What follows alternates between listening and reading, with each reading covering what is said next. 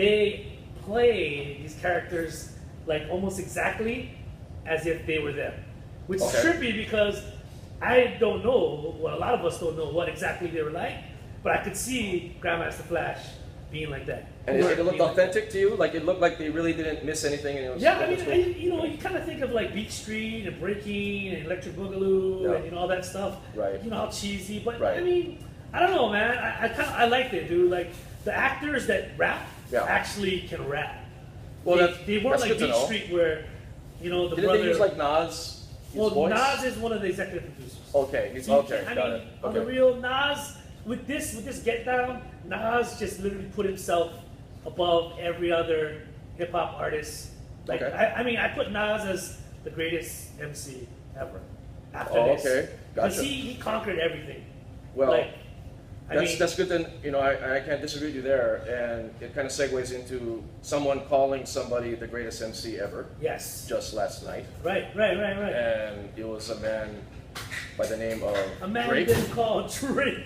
Are you a fan of Drake? Okay. I mean, I personally not. This is because I don't say yes or no to this because he makes some stuff that can be okay, but he makes some stuff that's so bad. There you go. That can be okay, really, but so bad. Right. So I wouldn't put him in the category of like a really bad. Right. Like throw something like Future. Right. Yeah. He's not that. Or bad. Lil Yachty. So I wouldn't do that. Okay. But then Drake had a concert in Detroit. In Detroit. And we talked about this last week. Yo, shout out to my homie Detroit Ryan from Detroit. Awesome 3D artist. Jalen Rose from Detroit. From Detroit. In the concert, Drake brought out as a surprise Eminem. There we go. Now, if you've been following this, Drake secretly kind of came out and said, if Eminem wants to battle me, I'm ready. And we thought, Drake, you're an idiot. Like, Eminem will kill you. Eminem will murder him. And that's going to ruin his career because he's like at the top tier of what's going on. And why would you do that? But I think at Drake's point of his career, he can do no wrong. Meaning, even if he loses a battle against Eminem, people won't care. People won't care. Yeah. The fans nowadays, they're so disposable. They'll just be like, "Oh, we don't care." But the thing that made it even incredible was he bringing him out, which just increases his deal and makes it even better for him. Well, that was brilliant. I mean, dead the rumor. Boom. That. Immediately brought him out, and they're all like holding hands. It's crazy. Were they holding hands? No, right, no. Kumbaya? Nah, they're just putting their cross in their arms. Look at me. You know what I'm saying? That's what they're doing. See, the funny part, I was about to say some kind of Drake line. Yeah. But I have no Drake lines. That's true, right? He was whiny. That's true, right? I tell you what, it just so happened. We just so happened as we're eating live at Square Barrels, we just happen to have the entrepreneur there it is. of Hawaii, of all the counties, Hilo Tahanale. Hideo Simon is here. Come on in, here we go. Mr. Hideo Simon. What's up? Here he is. Sean. What's going on, brother? How you doing? Have a seat, have a seat. Welcome to Sleep Time's Over.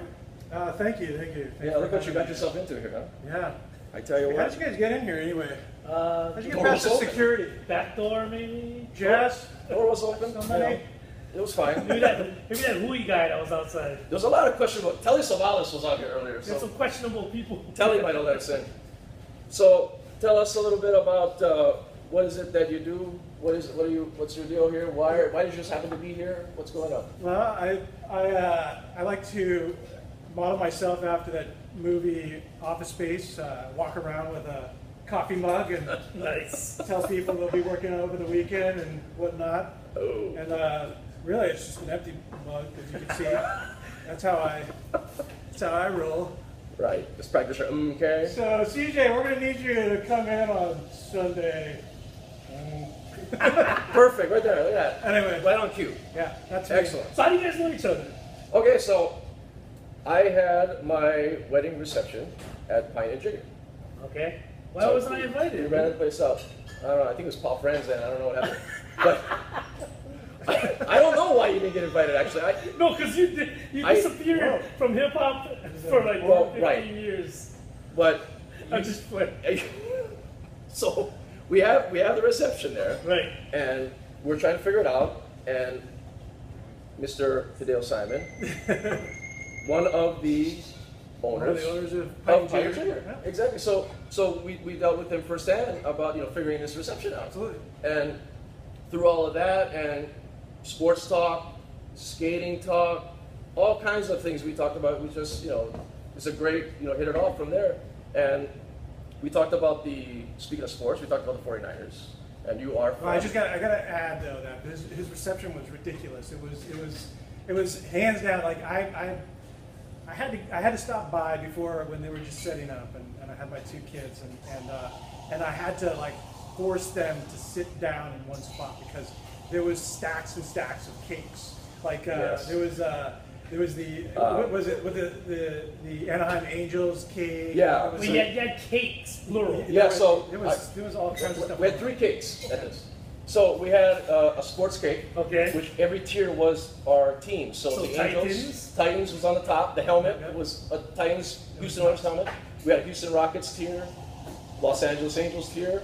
That was one cake. We had a wrestling cake, Yep. You had a wrestling cake. which was a WWF ring. And it had all the characters around. All I was the like, fans. my kids are gonna touch this, and it's all gonna go And over. it's all gonna boom. And then it's But thousands of dollars just it was thrown away. there. Right? And What was the third cake? the third cake was actually the wedding cake, Right. which was like a cupcake tier thing. And then we had bobbleheads of us on the top. So Nice. we got these bobbleheads that they can make of your face and your likeness from China. It was amazing. And yeah, and you could put the Angels hat on there. I had a Rocket shirt on. They made it. They made this There thing. you go. And then we showed Angels World Series. You did not show the Game. Angels Yeah. World Series. Yes, we did. I was a little And- upset about that because obviously I'm a San Francisco Giants fan, so he's playing Yes. the World Series DVDs That's- of yeah. when they beat the Giants and all that. So I was Yeah. like, all right, well I guess it's your day. So, One day, that's we- fine. That's one fine. of- I don't care. One of the things we were going to do that was kind of talked about was as we were showing, we was going to show Game 6 and then Game 7. After Game 6, we were going to stop everything. Hideo's going to come out and just give a speech. No. Because he was like, now let me just clarify something. And he was going to go in there, he's going to wear his Giants hat, the San Francisco Giants hat that you have stories on, Exactly. and he was going to have him come out. Ever since that day? No, I did not. Out of So- respect. so- I actually wasn't able to make it to the festivities because I was I had the kids. I was on daddy Yeah, duty. So right. That was my disqualification for that. Right, but you are a diehard San Francisco Giants fan, more so than a 49ers fan, Of more course. so than a Warriors fan. Yep. And that's in your blood. So Absolutely. I mean, basketball is always fun to watch. Yeah. Football is always fun to watch. But I grew up as a baseball geek, and I was all into the numbers. I was Yeah. all into every single. So Barry Bonds, Hall of Fame, no Hall of Fame. That's a tough one, Like he Ooh. grew up in the Bay, and he did some amazing things, but it's a tough one. It's a tough one. Wow. I'm sorry. Because he was good Wow. pre-roids and after the roids. Yeah, he was. It would have been great to see Yeah. how far he could get, just based on. I mean, he was a speed guy too. Right. Back Yeah. in the Killer Bee days, back Yeah, in before he got buffed, Pittsburgh. Yeah, with him and Bobby Bonilla. it was There you amazing. go. Yeah. He still choked up the bat. He still hit home runs. He still stole Yeah. bases. Yeah. It was amazing to watch. But yeah, it was one of those things. I know he was a tough guy to work with too. I mean, Right. Right. it was everybody. It was Barry's team, right? Everybody worked around him. Right. Right. It wasn't like Jeff Kent and him Right. didn't get Nice. along because Jeff Kent was a jerk. It was just because Jeff Kent was a good player Right. and he was on Barry's team. So. Right. Well, that led to them moving into the draft, getting all these pitching prospects, That's right. which led to why the San Francisco Giants win every even year. Yeah. So I don't even know why we're watching baseball because the they're gonna Giants win are going this to win. It's 2016, and then Absolutely. we can watch it in 2017, but it's not. Why are we watching this? Which brings us back to the hat. The hat is Okay. I bought this hat just after the Angels beat the Giants in the Yes. World Series. So that was what 2003. Yeah, 2002, 2003. Yeah. Anyway, so I bought this hat. This hat was it was a great hat. It was clean and all that kind of stuff. And the Giants never made it to any playoff game whatsoever until 2010. Yeah. So in 2010, I was wearing this hat. Yeah. And I wore this hat all the way through the playoffs, all the way through the World Series, and we won the World Series. Nice. Yes. So I kept that hat, and I kept, of course I wash it and everything like Yeah. that. So it's all torn to bits and Yeah. everything. But then the next playoffs we made was 2012. Yeah. So I wore that hat from the start of the playoffs all the way through, and we won the World Series. Yeah. So that hat is undefeated in playoffs and World Series and anything postseason, right? Nice. So then 2014 came around, and I put on that hat, and then boom, we went through the playoffs and we went to the World Series, and then we won the entire thing, and it was a wild card game. Yeah. The wild card game, I wear the hat. Yeah. We make it to the next level. Yeah. Makes the next round. Makes the next round. So that hat is pretty much worth $1.5 billion or something like that. At least. Yeah. At least. So It's amazing. It's an amazing story. yeah. Amazing So story. now, the Giants just fell out of first place. Yesterday? Yeah. Which is ridiculous. But in any case, the Giants It doesn't matter. go to the playoffs. It doesn't matter. If they make it to the Playoffs. wild card. Exactly. Whatever. I wear that hat. We win the World Series. It's Yeah. another several $1 million in the book. Unbelievable. And Unbelievable. so it's that hat. Amazing. And that hat's in Yeah. the safe. It's in the safe at home. I can't bring it out until the playoffs Right. because it's all torn up now. So it's really fun. But That's the crazy. deal. Does That's that the sum it deal. up? I mean, that's amazing. Totally amazing. Have an Angels hat, not like that though. I have a couple Eagles hats and they don't really bring me anything. I just noticed that I wear this shirt for all my television interviews. By the way, Really? it's pretty much the same shirt that I always. It's like wear. a I see hipster- it. It's like- a hipster thing. I It's got actually a hipster outfit you gotta wear. If we can't really pan down here, but you're off to go to Hotel Street. You're gonna go like the Lucky Belly and the Yeah. Green Lady right now. Go hang out with all those guys. Absolutely. You guys have style here at like 10 a.m. or whatever the time we're taping this. Well done, sir. Well, that's why I had to, we have to get that out there because he's a diehard Giants fan. Much Right. like, along with that, he is the entrepreneur of July. So you And grew if up in the Bay if you come Area to, your yeah. life? Well, originally I was born in Palo Alto. I grew up in the Bay Area, Okay. and then ended up here in high school. So Right. I've lived all around and everything, but I ended up back in the Bay Area. I got my MBA at San Francisco State, and I worked at Oracle, which is in the Redwood Nice. Shores. And I was a Bay Area kid, and actually here at Square Barrels, and I know we didn't touch on that yet, but I'm one of the owners of Square Barrels as well. That is correct. And that's Yes. where we are now. Yes. And if you go to the hallway where our bathrooms are, Yes. you'll see that we have 2 of the stadium seats from Candlestick Park. So when That is Candlestick correct. Park decided they were going to, knock down, Yeah. obviously they started selling off the stadium seats, and Yeah. I was like, okay, I want to get those, and I got those, and I shipped them over here so we can post them Yeah. over When I here. first saw that, I was blown I away. gotta take a picture. You got to, we'll definitely put that on the Instagram right So there. being in San Francisco, did you see Tommy Guerrero around at all? Of course, Yeah. of course. Tommy Guerrero. Tommy Guerrero became famous after I ended up in Hawaii. So Right. I came to Hawaii back in the late 80s. Okay. When I was in high school, Tommy Guerrero, Super Animal Chin came around. Yep.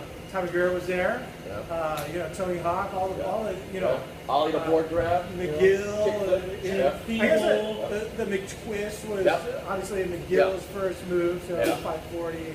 Right. All those guys. Jim Tebow, Yeah. amazing guys. And Amazing then- friends. that leads to, Riz.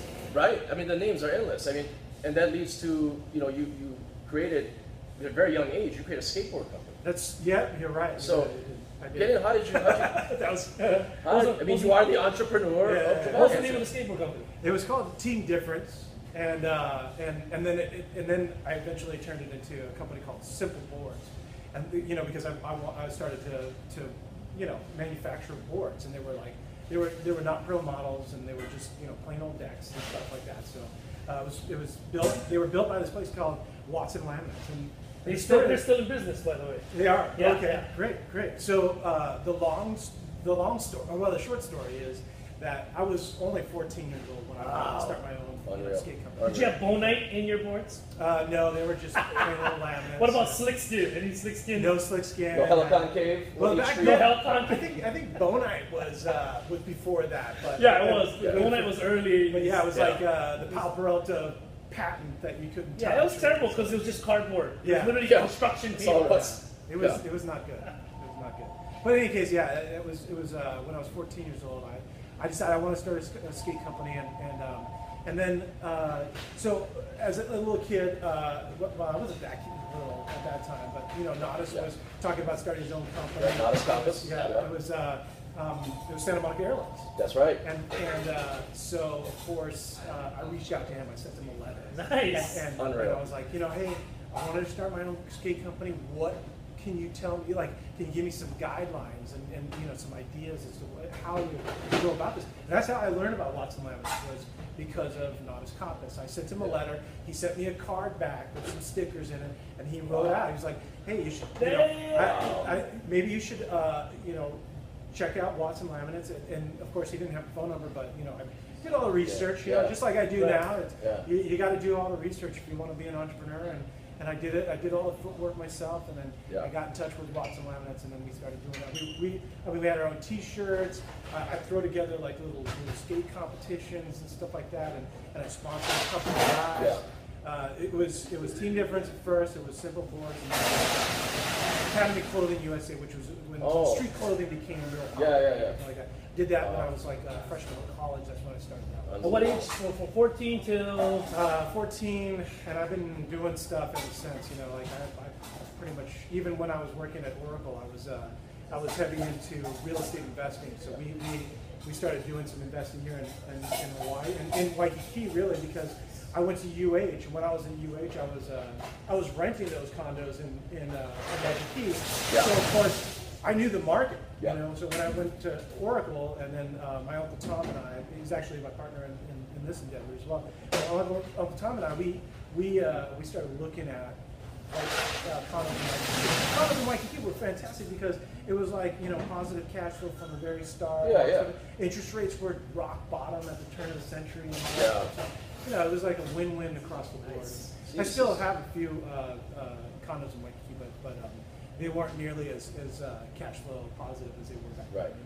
So what happened to your company, your skate companies and your clothing brands? Yeah, you know, it was like one of those things, you know, we're all a bunch of kids, we're just having a good time. So like when they would have these competitions over here at Ala Park, and it was a couple of friends, one of them, still my friend, Ponce Morse, he actually lives in San Francisco now. He works for Apple. But in any case, when he was there and he would compete, you know, we were all young. We were all you know, going to do something else. I mean, none of us were like, oh, this is, you know, we're going major league or anything like that. So it was like New Deal guys who were the big guys, right? Like Red Matheson and Rob Carleone. Those guys were the guys that ended up like, you know, really going off and doing international competitions and stuff. But you know, we would always have that mentality, like, yeah, we're going to just do it for now. It's just having fun with it. And it would be a trip if you were to reach out to Nodus now. And be like, that would be a trip. I heard that he's like a graphic designer for. Oh yeah, he's done album covers for a lot of hip hop albums, and he has a career as just a designer now. I know he would easily trip out. Well, I got to find that letter. It would be cool to find. So you don't know where that I don't know. I don't know. Frame that thing? That'll be framed. That's framed. That's automatic frame. Automatic frame. So speaking of Nodus, that kind of goes into our segment of the top 5 best skateboarders' names.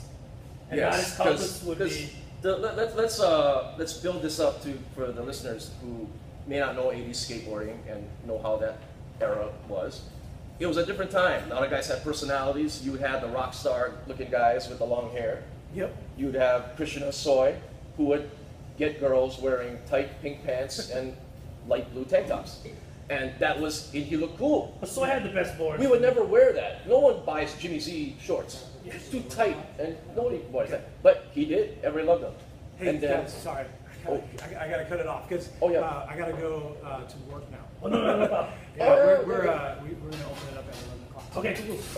Can we continue it like another time, or you know, I mean, we could do something else.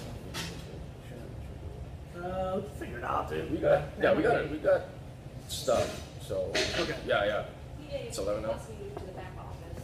Back office? You guys are you guys down to do the back office? Yeah, because we don't even need to film it. We can just do it. Yeah, I always do that. Is he going to be able to do it though?